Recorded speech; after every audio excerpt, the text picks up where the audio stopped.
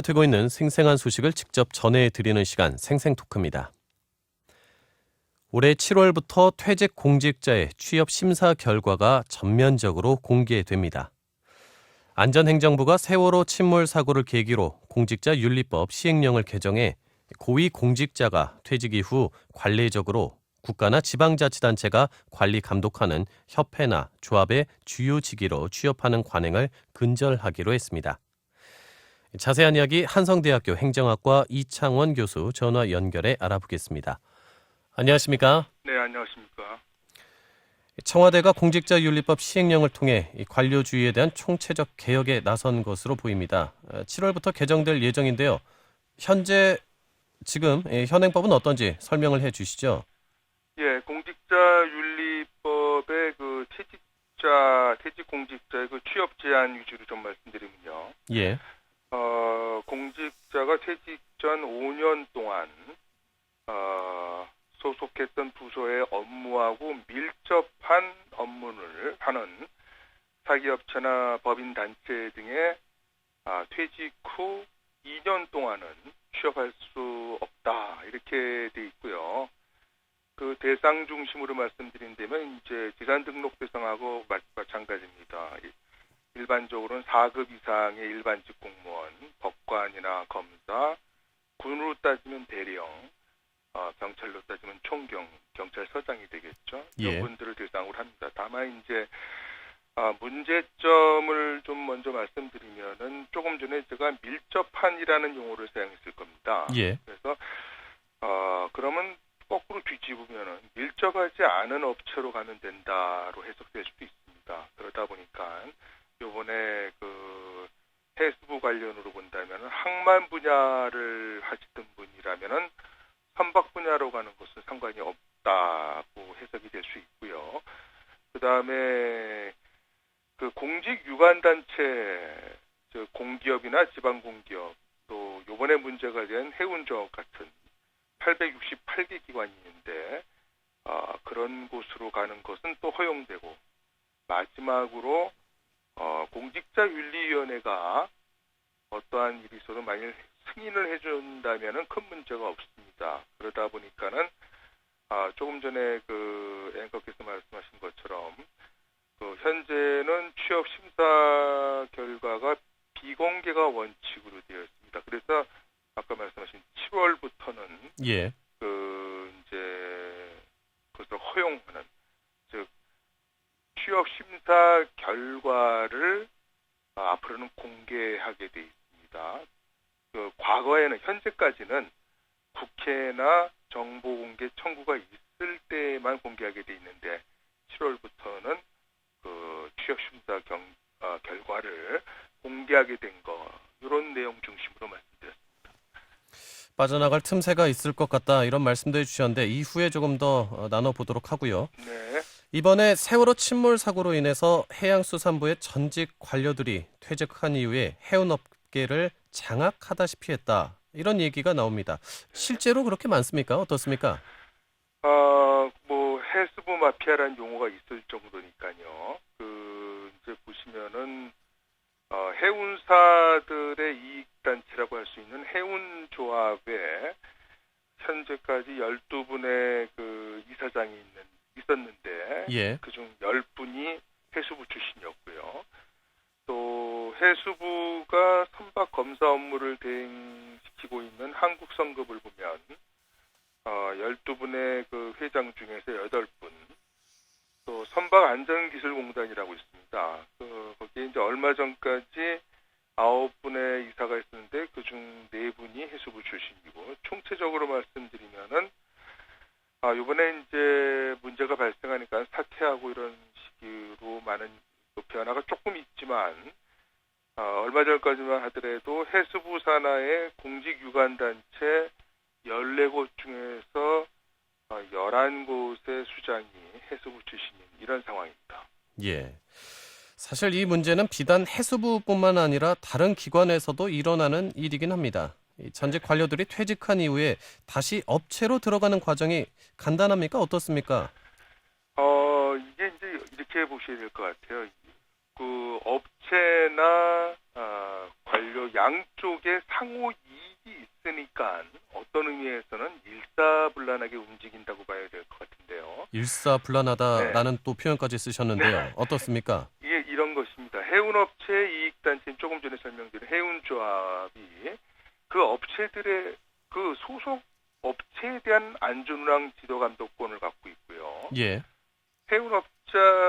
업체들이 그 출자해서 만든 한국성급이 선박 검사 업무를 대행하고 있습니다.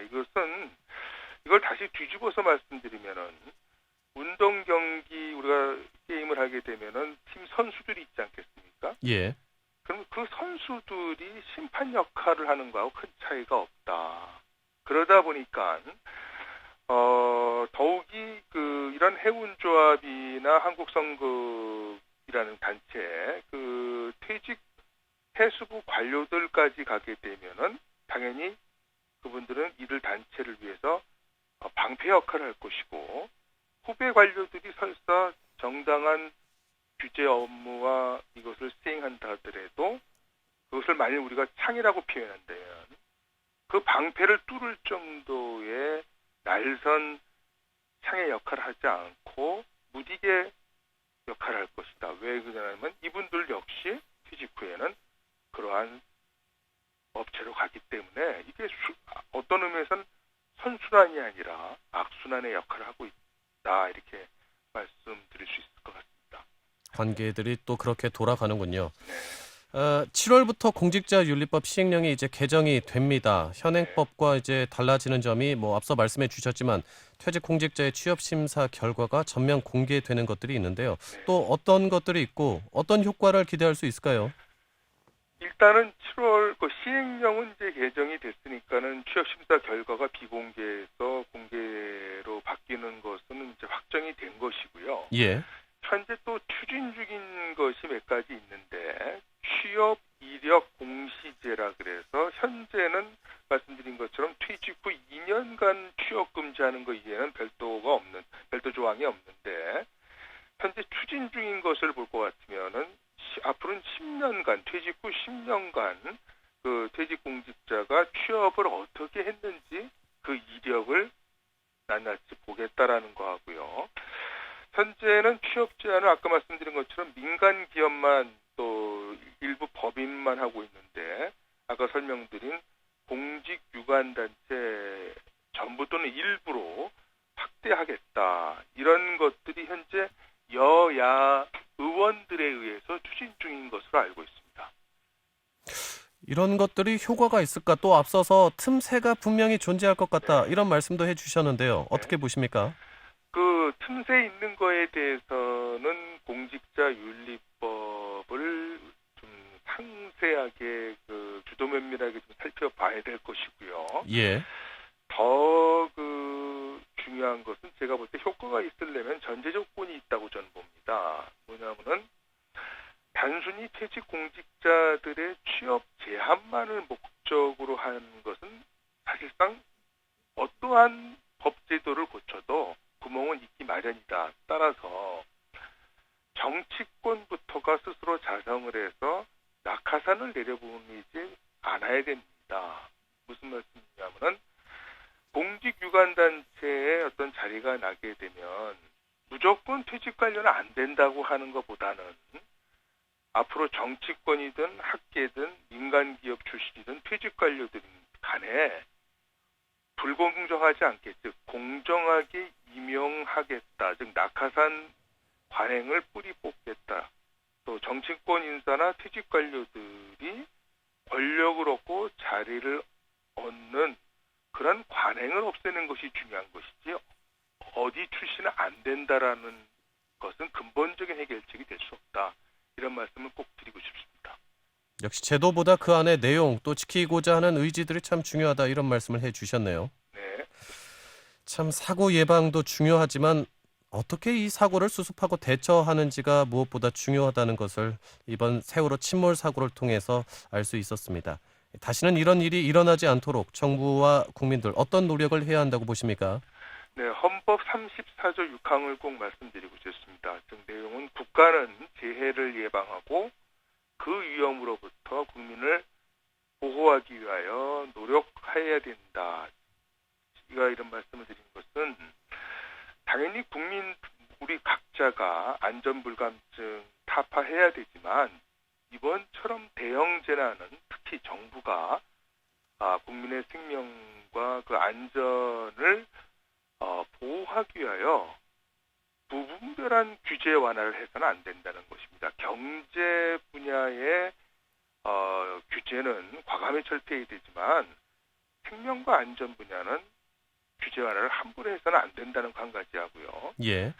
그다음에 정부 조직 측면에서는 꼭 우리가 이번에 해결해야 될 문제가 재난 현장에서 현장 지휘 체계를 일어나야 됩니다. 즉 현장에 계신 해경이나 소방이나 이런 분들이 너무 복수로부터 또 그것도 갈등각에 있는 이런 지시를 받는다는 것은 그들이 일을 할 수 없다.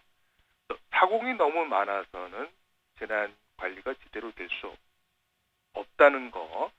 그래서 상급기관은 이 현장에 있는 소방이나 해경이나 이런 분들이 효과적으로 구조 업무를 할 수 있도록 이분들을 지원하고 타 정부 부처와의 조정 역할을 해줘야지 지금과 같이 지휘 통제가 아닌 이분들에 대한 지원과 조정 이런 역할을 하셔야 된다. 이런 말씀을 꼭 강조하고 싶습니다. 예, 오늘 말씀 고맙습니다. 감사합니다. 오늘 생생토크 한성대학교 행정학과 이창원 교수와 함께했습니다.